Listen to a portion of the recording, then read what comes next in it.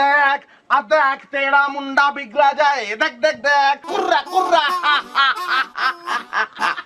নির্ধারিত শিল্পীর অনুপস্থিতিতে আপনাদের সাথে আছি আমি মিথিলা ফারজানা। মিথিলা প্লিজ মিথিলা, আমি আর পারতেছি না, আমার এই কষ্ট ধরে রাখতে পারতেছি না মিথিলা, তুমি বুঝো না কেনে? আজ আমি পাবলিক পেস্ট করতেছি, তোমার জন্য আমি 3 বার কেঁদেছি মিথিলা।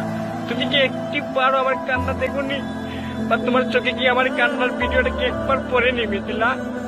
কেন মিথিলা তুমি আর এইভাবে আমাকে আর কত কষ্ট দিবা? আমার আশেপাশে থাকা সকল ভাই বোনদেরকে দৃষ্টি আকর্ষণ করছি, এখনই বয়কট করুন, 71 টিভিকে বয়কট করুন। দেশের সাথে, জনগণের সাথে, ইসলামের সাথে এখনই বয়কট করুন, 71 টিভিকে বয়কট করুন। আরে দেব ভাই মাইক হাতে নিয়ে কি বলতেছেন এইগুলা?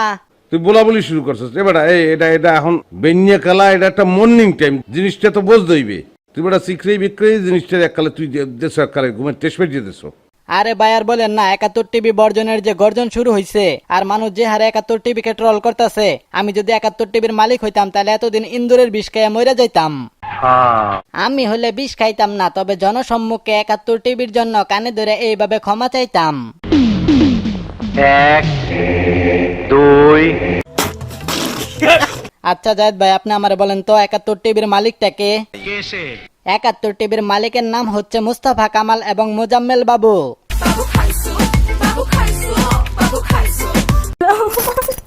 এই টিভিকে 71 টিভি না বইলে এক কুত্তার টিভি বলা উচিত।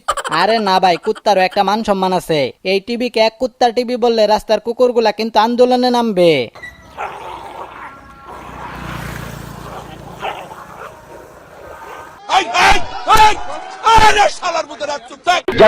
71 টিভির উপস্থাপিকা মিথিলারে দেখলে আমার মনের ভেতর মুচড় দেয়া উঠে।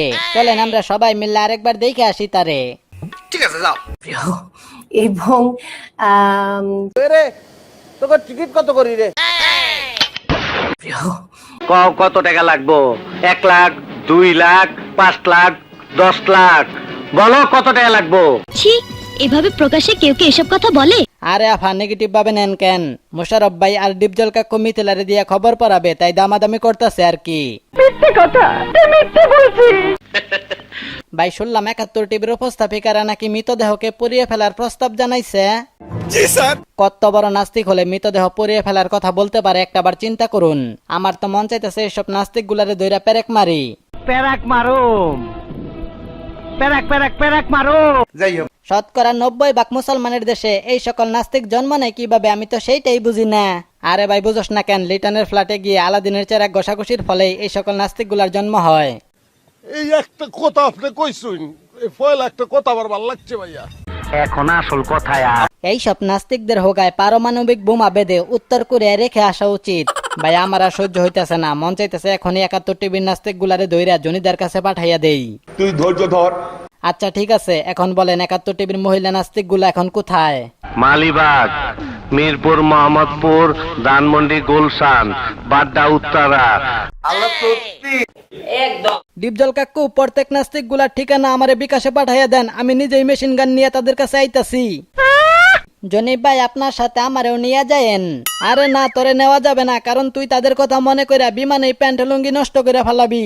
ভাই আমারে যতটা দুর্বল মনে করতেছেন, আমি কিন্তু আসলে ততটা দুর্বল না। এটা একদম ডাহা একটা মিছা কথা। তো যাই হোক, এখন একটু সিরিয়াস কথা বলি। শতকরা 90% মুসলমানের দেশে 71 টিভির ইসলাম বিরোধী কথাবার্তা অপকর্ম আমরা মোটেও সহ্য করব না। তাই এখনো যারা এই সকল নাস্তিকদের 71 টিভিকে বয়কট করেন নাই, তারা এখনই বয়কট করে ফেলুন। ওকে ওকে। তো সবশেষে 71 টিভির উপস্থাপিকা নাস্তিক মিথিলার প্রেমিক খান হেলালের একটা গান শুনবো। মিথিলা রে মিথিলা, কেন বুঝিস না? কলিজায় টান লাগে, কেন বুঝিস না? ও কলিজা রে কলিজা, পাগল হয়ে যাব কলিজা, তুই যারা কেউ বুঝে না। ও আমি যে তোরে ভালোবাসি রে বেবি, তুই কেন বুঝিস না? গানটা মাশাআল্লাহ ভালো গায়।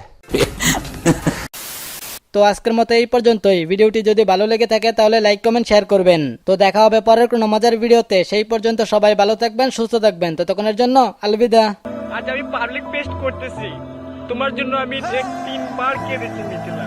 তুমি কি একটি বারও আমার কান্না দেখোনি?